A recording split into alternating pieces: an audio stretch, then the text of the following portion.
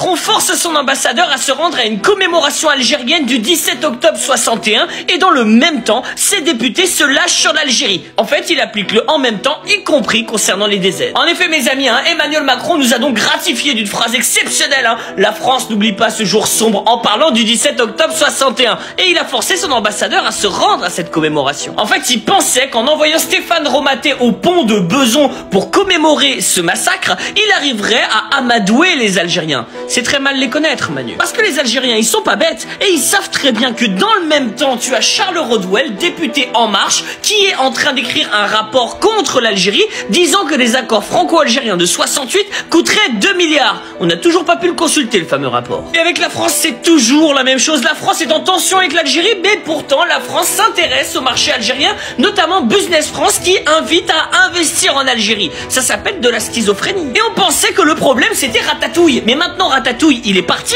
et la situation est toujours aussi tendue, et les rapports anti-algériens continuent à être pondus. Donc le problème, c'est Emmanuel Macron et son gouvernement. Et surtout les élites françaises. Tahia Al Jazeera et vive la France libre et souveraine. Le 17 octobre 1961 est une date importante à commémorer pour les Algériens et l'Algérie. C'est le massacre qui a frappé des milliers d'Algériens en France, à Paris, qui manifestaient pacifiquement contre un couvre-feu qui avait été instauré de manière discriminatoire et qui leur interdisait de sortir de 20h à 5h du matin. Ces Algériens, à l'appel du FLN, ont répondu présent et sont sortis dans la rue, de manière très pacifique. Maurice Papon, qui était le préfet de police à l'époque, a sollicité la police française pour leur tirer dessus, sans appel, sans hésitation. Et ils sont morts par milliers. Cette mort et ce drame, ce massacre n'a pas été reconnu comme il se devait. Aujourd'hui encore, la reconnaissance n'est pas pleine et entière. Pendant longtemps, on a voulu nier qu'il y a eu des morts jetés dans la Seine. On expliquait qu'il y avait 3 à 4 à 5 victimes. Il y en avait des milliers. Donc il est important pour nous aujourd'hui, diaspora algérienne, de reconnaître ce 17 octobre 61, d'appeler à une commémoration historique. Le 17 octobre 61, après la Deuxième Guerre mondiale, c'est le plus gros massacre qui a eu lieu en Europe. Il ne faut jamais l'oublier. Nous serons là pour le rappeler. Oui, mais c'était la plus jeune adjointe à la finance.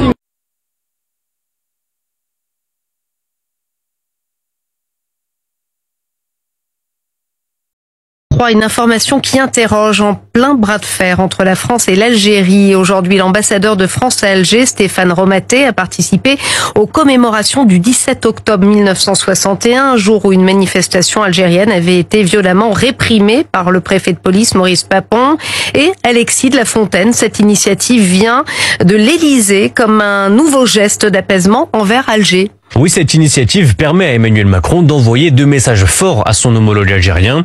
Dans un premier temps, selon le Figaro, le chef de l'État souhaite rappeler que la France n'oublie pas ce jour sombre de son histoire. Et dans un second temps plus politique, Emmanuel Macron veut faire oublier la crise franco-algérienne qui a éclaté début 2025, notamment depuis l'emprisonnement injustifié de Boualem Sansal et le refus de l'Algérie de récupérer ses ressortissants sous OQTF. À l'époque, le ministre de l'Intérieur Bruno Retailleau avait décidé de s'opposer fermement au président Tebboune avec des mesures de rétorsion comme sur les visas ou la coopération sécuritaire. Mais le président de la République veut tourner la page. Aujourd'hui, Bruno Retailleau est écarté du gouvernement et les tensions semblent s'apaiser. C'est donc une occasion idéale pour Emmanuel Macron, en grande difficulté sur le plan national, de montrer qu'il reste le chef de l'État. Alors, on entend beaucoup parler ces derniers temps d'une volonté d'apaisement mémoriel entre Paris et Alger. Il y a des gestes, oui, des déclarations, mais quand on y regarde d'un peu plus près, est-ce que les actions suivent vraiment cette belle rhétorique ? C'est toute la question, effectivement. On a un peu le sentiment, parfois, d'assister à une sorte de pièce diplomatique assez complexe. Une main tend un rameau d'olivier, côté mémoire. Oui. Et l'autre main, elle semble occupée à toute autre chose, peut-être moins conciliant. Est-ce qu'on ne serait pas face à un double jeu, au fond ? Ah, mais c'est une question absolument centrale. Et cette tension que vous décrivez, elle est pas juste d'aujourd'hui, hein.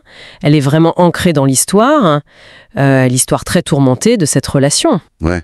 Elle ressurgit comme ça régulièrement.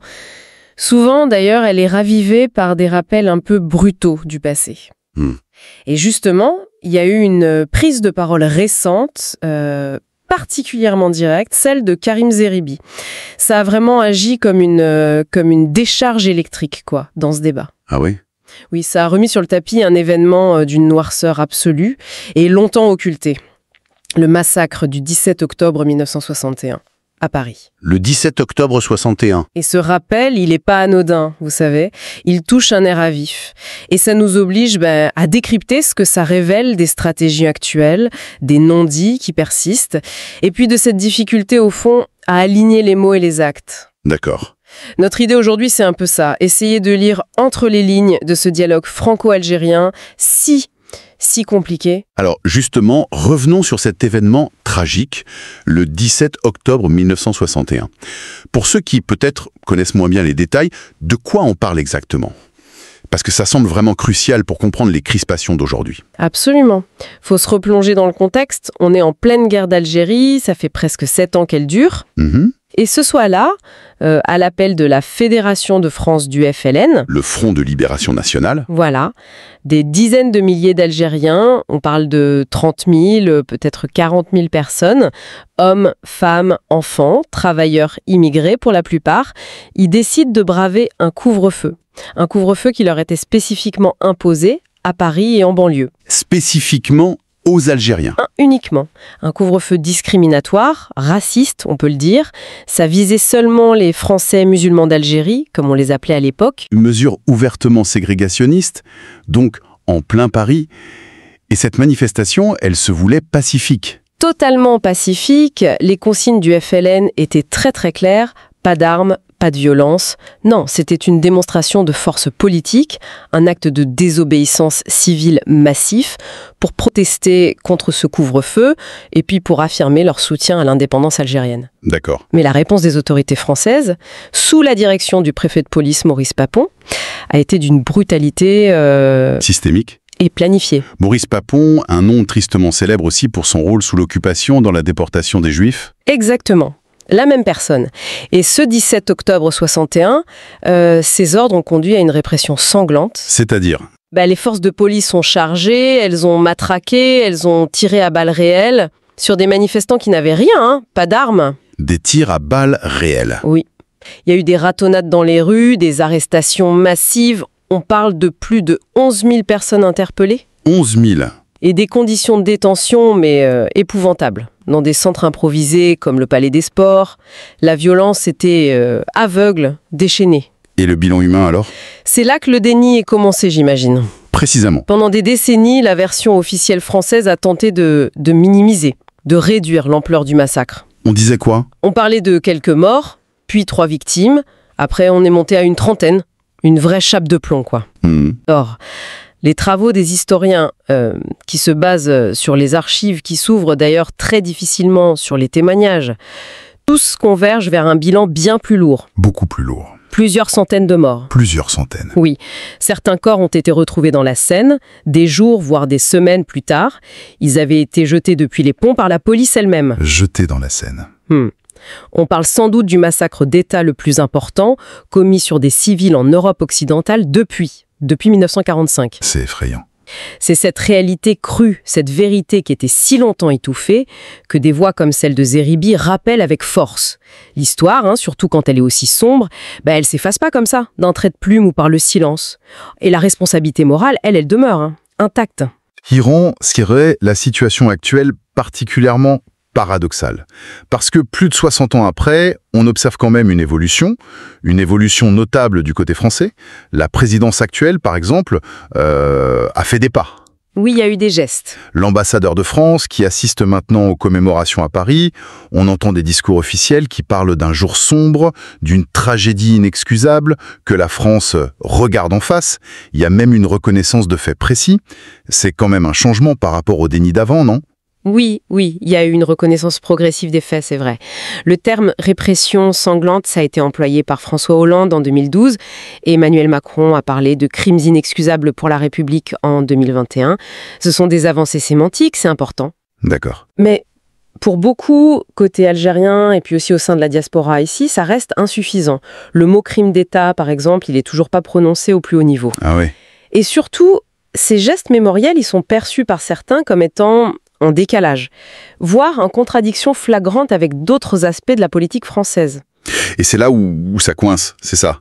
Parce que pendant que l'Élysée commémore, d'autres branches de l'appareil d'État, elles, sembleraient dans une direction différente. Je pense notamment à ces rapports parlementaires issus de la majorité présidentielle elle-même. Oui, tout à fait. Qui ont ouvertement appelé à revoir, voire à dénoncer les accords franco-algériens de 1968. Exactement. Ces accords qui régissent le statut des Algériens en France, leur circulation, le séjour, le droit au travail.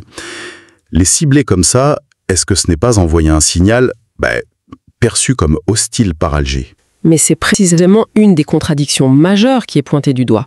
Ces accords de 68, ils sont un héritage direct de l'histoire coloniale et de la guerre. Ils donnent un statut spécifique aux Algériens, différent du droit commun des étrangers. Alors, s'y attaquer, même si c'est par le biais de rapports parlementaires, qui sont pas contraignants pour l'instant, Pour l'instant. c'est interprété à Alger comme une remise en cause d'un acquis. Un acquis historique, symbolique, très fort. Une forme de pression politique un peu déguisée. Il n'y a pas que ça d'ailleurs. On voit aussi des organismes très officiels. Je pense à Business France, l'agence qui promeut l'attractivité économique de la France, qui aide les entreprises françaises à exporter. Oui. Eux, ils continuent de pousser très activement pour une présence plus forte sur le marché algérien. On encourage les investissements, la conquête de parts de marché. Comment on concilie cette offensive économique, somme toute assez classique, avec les tensions mémorielles et, en même temps, les pics politiques sur les accords de 68 ? Voilà, c'est tout le nœud du problème. D'un côté, on a le discours mémoriel qui vise à apaiser, à reconnaître une faute passée. Oui. Et de l'autre, on a des actions politiques internes, la remise en cause des accords et une stratégie économique offensive qui, elle, relève plutôt d'une logique de rapport de force beaucoup plus classique, où les intérêts nationaux priment, quoi. Alors ça nourrit inévitablement le soupçon d'un double discours. Est-ce que c'est une stratégie délibérée ? Une forme d'ambiguïté voulue, ou alors une incohérence entre différents pôles du pouvoir en France, ou simplement la manifestation d'une relation ultra complexe où l'émotion historique cohabite très mal avec le calcul politique et économique. Difficile à dire.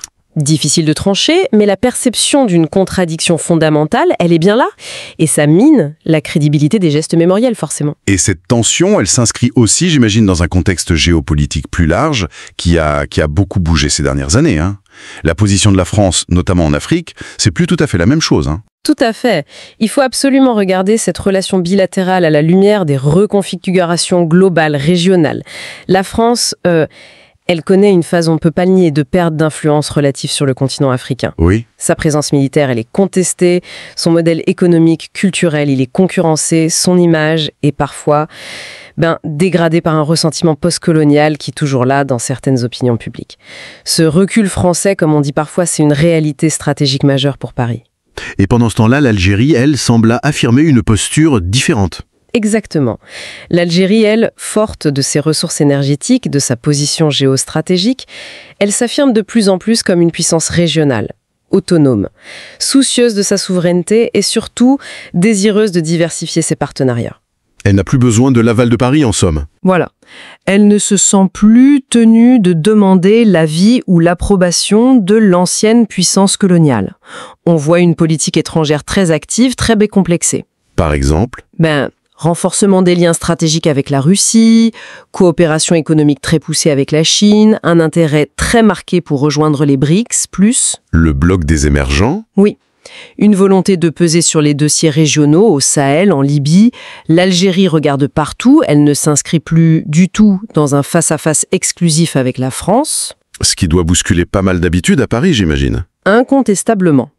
On a parfois le sentiment que la France peine un peu à ajuster sa perception de l'Algérie, qu'une partie de l'appareil diplomatique ou politique français regarde encore Alger à travers un prisme un peu daté, hérité de l'époque où la France avait une influence prépondérante.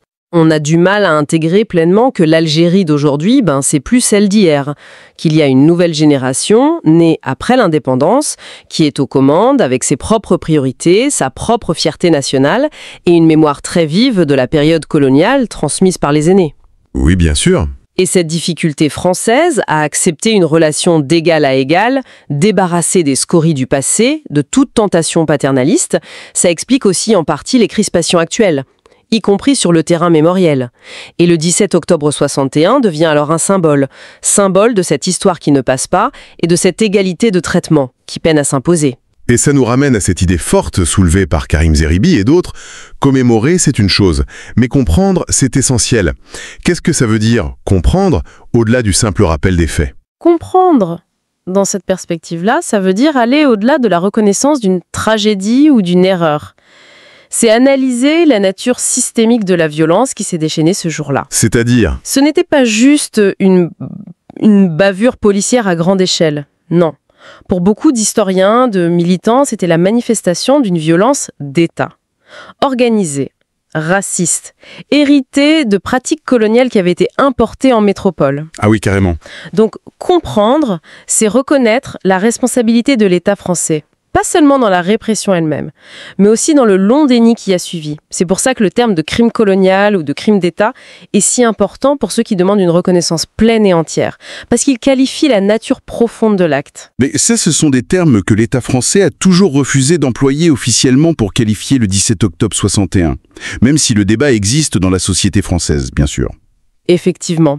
Et c'est là que les gestes symboliques, comme le dépôt de gerbes au bord de la Seine, ils peuvent apparaître insuffisants, voire cosmétique un peu, s'il ne s'accompagne pas de cette qualification et d'une volonté d'ouvrir totalement les archives, de faciliter le travail des historiens des deux côtés. D'accord.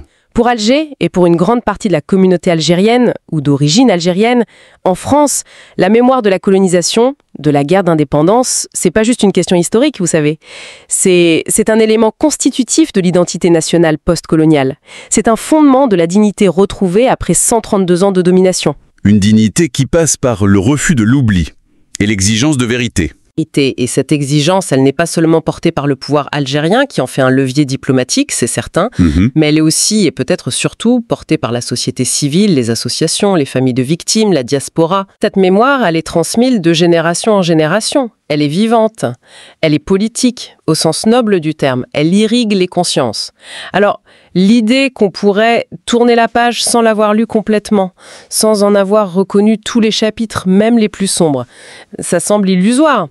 Pour beaucoup, ces gestes mémoriels français, s'il n'y a pas d'excuse claire pour les crimes coloniaux, sans reconnaissance pleine de la responsabilité de l'État, ça sonne creux, comme une tentative d'obtenir l'absolution un peu à bon compte. En résumé, on est donc face à un enchevêtrement extraordinairement complexe. D'un côté, le poids écrasant d'un passé colonial, d'une guerre d'indépendance qui ont laissé des blessures profondes, symbolisées par des massacres comme celui du 17 octobre 61. Oui, pour calibrer ou des commémorations sélectives qui évitent soigneusement les mots qui fâchent. La gestion de cette mémoire vive, elle reste et elle restera probablement longtemps un indicateur extrêmement sensible, peut-être le plus révélateur de la qualité et de la sincérité de la relation franco-algérienne. C'est un baromètre en fait. Exactement. Chaque avancée, chaque recul, chaque silence ou chaque mot prononcé sur ce terrain mémoriel a des conséquences immédiates sur tout le reste. La coopération économique, les questions de visa, les enjeux sécuritaires régionaux, tout est lié. C'est un dossier total quelque part. Alors, pour finir, peut-être une dernière réflexion. Au-delà de la question de la mémoire et de la reconnaissance historique, qui est cruciale, on l'a bien vu, est-ce que la véritable interrogation qui se dessine pour l'avenir n'est pas encore plus profonde? N'est-ce pas celle de la capacité, ou peut-être de la volonté de la France, à construire et à accepter une relation avec l'Algérie qui soit véritablement fondée sur l'égalité? Une relation où l'ancienne puissance coloniale accepte définitivement que son ancien territoire lui parle en partenaire souverain, avec ses propres intérêts, sa propre vision du monde, sans que ce soit systématiquement interprété comme un affront ou une défiance. Accepter un dialogue sans faux semblant, même quand il est dérangeant, le chemin vers cet apaisement réel, celui qui dépasserait les symboles pour toucher vraiment la substance de la relation, il semble encore pavé d'obstacles et de pas mal d'ambiguïté.